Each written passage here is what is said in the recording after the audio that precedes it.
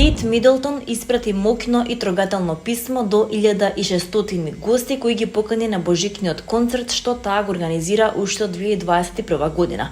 Она што го изјави е слично на зборовите кои храбро ги сподели кога завршуваш со третманот за канцер. Од темнината може да има светлина, па таа светлина нека свети силно, рече принцезата во септември кога откри пред светот дека летото завршило со хемотерапија. Овој пат во име на луксузниот божикен концерт Мидлтон повторно се отвори и ги потсети гостите дека љубовта е светлина која може силно да свети дури и во најтемните времиња. Принцезата исто изјави благодарност за љубезноста, сочувството и емпатијата што ги добила при незината битка со хроничната болест. Главната тема на божикниот концерт е токму важноста на поддршката, емпатијата и љубовта, особено во најтешките времиња. Палатата Кесингтон дополни дека концертот е инспириран од божикната приказна.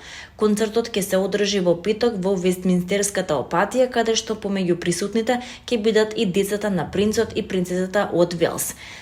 Секој гостин ќе добие специјално писмо од принцезата посветено на љубовта и сочувството. Мидлтон вели дека Божик е еден од незините омилени периоди.